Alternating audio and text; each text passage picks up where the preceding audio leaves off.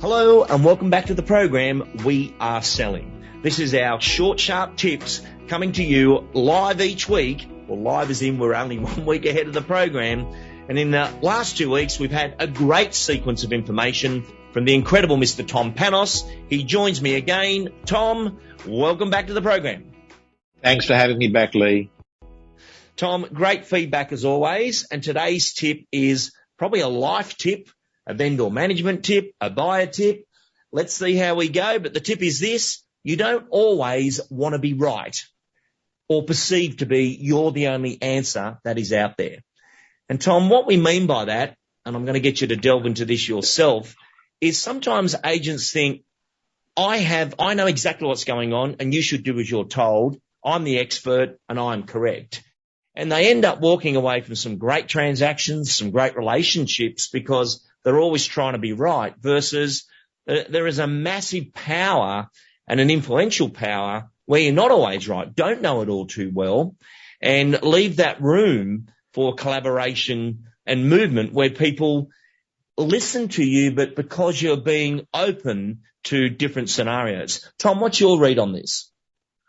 I remember listening to Oprah Winfrey many, many years ago on one of her TV documentaries say, at some point in your life, you're going to have to choose whether you want to be right or whether you want to be happy. And for me, that was a very profound moment of realizing that so often we might win a battle because we're practically and logically right on something, but you end up losing the war, right? And I think, Lee, the minute you get into table tennis with your vendor, man, you're gone. You're gone. The minute they're saying that, and then you're saying, oh no, but this, and they're saying, oh no, but this, and then you're saying, oh no, but this, what's actually happening is you're upsetting and you're annoying your vendor. And we know having a vendor that doesn't like you, doesn't trust you, and doesn't like interacting with you is only going to end up becoming a sad story. So I think, Lee, it's a really great topic to talk about because I think often real estate agents haven't got a skill set or the communication ability to sort of show empathy and understanding of where someone is coming from, but at the same time sort of maybe show another possible alternative and an option without cutting them down and saying, no, you're wrong. Tom, very, very well said. When you and I were chatting off air, I mentioned I don't believe owners want a massive price. I think they want a chance at a massive price. And why do they want that chance? Because they'd seen you, the agent, say we got so much over reserve, this happened, it was 200 grand over reserve.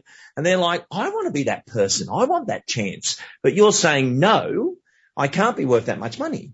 So you've got to know how to influence and manage the navigation of that. Otherwise, if you don't give them that chance and you just shut down that dream or that channel, you may not be selected at all.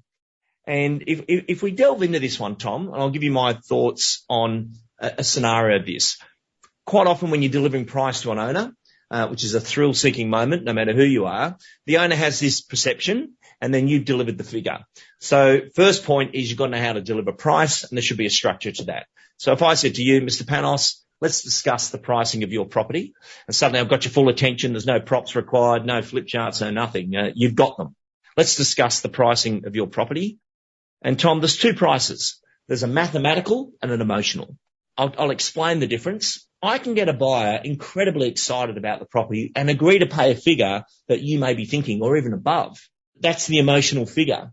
But then that property sale doesn't go ahead because the bank comes in and says, no way. There's not one surrounding sale to support that in evidence. Mathematically, we're not lending them the money. So between mathematical and emotional, I've got to find that ground that brings us all together.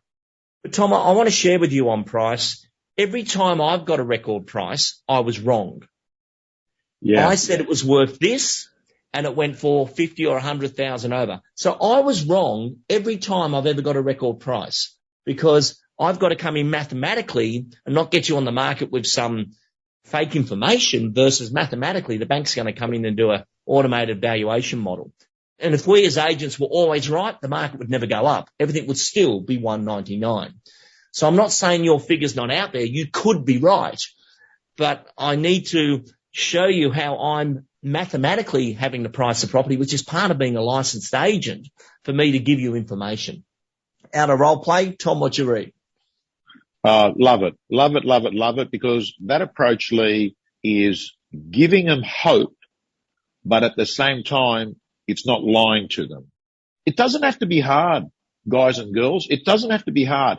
If you go to a listing and the vendor says, oh, I've been talking to other agents and, we sort of know, we think that it's probably, going to be around the $2 million mark. We've been doing our research. And now let's assume, Lee, that you're an agent and you're thinking to yourself, man, I think 2 million is right out of the ballpark. I think this is more like 1718. A good way to handle that without destroying dreams is to say, hey, look, Mr. and Mrs. Vendor, I've got to say to you, that would be a great number to achieve. And I would be really, really happy to be aligned with that kind of result. I need to let you know it's the process and not the promise of a price that's going to get you top dollar. The good news is there's no pressure on getting the price right today, but there's pressure on getting the process right. Lee, that's a lot better to handle it that way than going in, oh, we want $2 million. We've been talking to other agents. We've been following the market. We want 2 million. And then you say, well, look, I've got to tell you, you're being really ambitious there. I don't think you're going to get that sort of price. I'm the sort of guy that likes to tell owners the truth. I'm a straight shooter. It's probably more around 1.8. Well, you know what? That 1.8 figure could be correct. It could be correct. It might not be, but it could be correct. But I've got to tell you one thing, the agent that delivers it that way ain't going to ever know, because he's never going to be selling that property. It's going to go to another agent, People don't want dream destroyers. So true. So let's give some final context to this incredible tip. Pricing and selling real estate is actually about getting to the truth. I loved what you said there, Tom, or how you phrased that. That would be a great result. Like, I'd love to be picking up the REA award for that one. Well, that's what's going through your mind. You've got to go with them and say, look, that versus you're wrong. Look, that would be an incredible result if that could be achieved. And I love this line. Tom, if your price is out there, the market will pay it. Yeah. Versus you've got to get it. The marketplace is a responsive world. It's an international marketplace. If your price is out there, the market will pay it. If the market chooses not to pay it, I don't want you to be upset with that. We've just got to the truth of what is it worth. Yeah. When anyone sells a home, me included, I've got this expectation, I've got this figure in mind. But if the market doesn't see that, I've then got to modify my thinking, because if my price is out there, the market would pay it. There'd be 2 or 3 people wanting to pay it. But if they're not, there's got to be someone at that buyer engagement level who's going to take on the property. And that's why auction allows us to get to the truth. And it's a process that you just beautifully said, and a sequence of steps that will allow us to arrive at a point where you can say, or I can say to you, this is what the market's prepared to pay for the property. What would you like to do? But let me get you to that point. Well said. Lee, every auction, there are 2 things that I normally cover.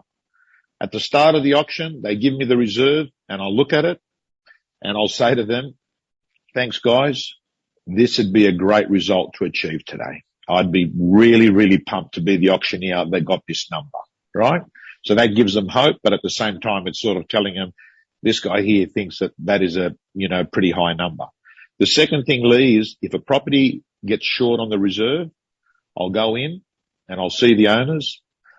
And if we've had 4 or 5 people that have been at the auction, even 3, Lee, I'll just say to the owners, the good news is we now know what your home's worth.